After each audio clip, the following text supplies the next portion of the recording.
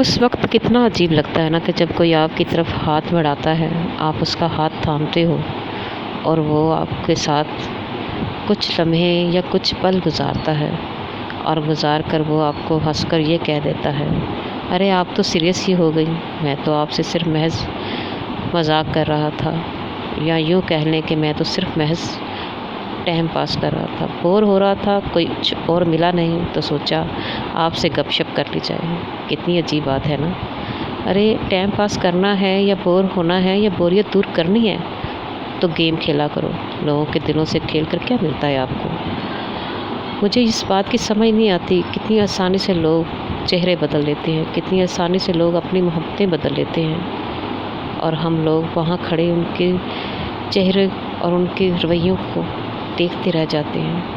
وہ ہمیں شاید بیوقوف سمجھتے ہیں، لیکن پھر بھی ہم ان کے ساتھ رہتے ہیں نا، یہ سوچ کر کہ شاید کبھی اس کے دل میں ہمارے لیے محبت جاگ جائے، یا شاید اسے کبھی غلطی کا احساس ہو جائے، یہ اپنی اس غلطی پر شرمندہ ہو۔ مگر میں نے تو ایسے لوگ بھی دیکھے ہیں کہ ان کی چہروں پر نہ تو شرم ہوتی ہے،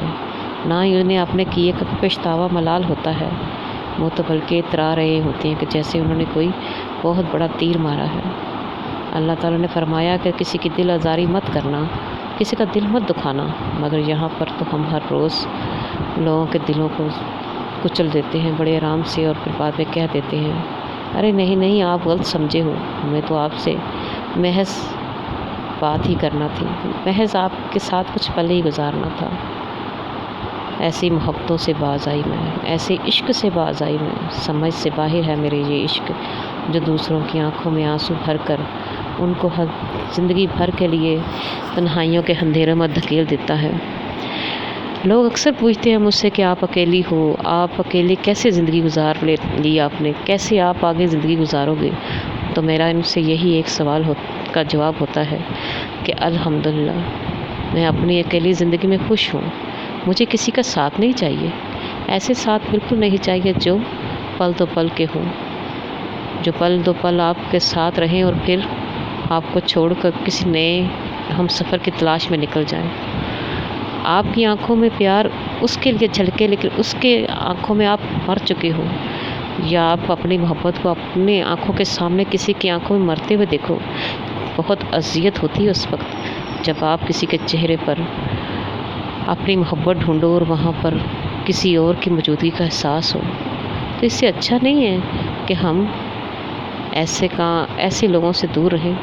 جو ہمارے لیے بنے ہی نہیں۔ جب اللہ نے میرا ساتھ کسی کے ساتھ لکھا ہی نہیں، جب میرے اللہ نے میرے ساتھ کسی کو شریک ہی نہیں کیا، تو مجھے ایسی جھوٹی محبتیں حاصل کرنے کا کیا مطلب؟ اس لیے میں تنہائی ٹھیک ہوں،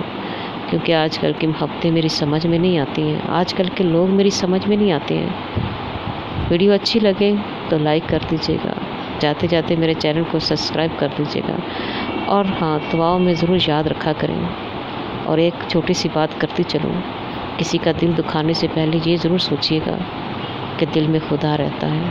اور جس دل میں خدا ہو اس کو دکھایا نہیں کرتے۔ اگر آپ کو کسی سے محبت نہیں ہے تو دو ٹوک کہو، اگر آپ کو کسی سے چاہت نہیں تو اسے پہلے قدم پر کہہ دو کہ یار ہم تیرے محبت کے قابل نہیں،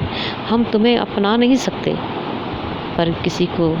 2-4 دن اس کے ساتھ ہنس کھیل کر، اس کو اتنا ٹائم دے کر کہ وہ اپنا آپ ہی بھول جائے، سوتے جاگتے آپ کے بارے میں سوچے، اور پھر آپ اس کا ہاتھ جھٹک دو، اس سے کہیں بہتر ہے کہ پہلے قدم پر آپ اسے روک دو، پہلے قدم پہ آپ اسے کہہ دو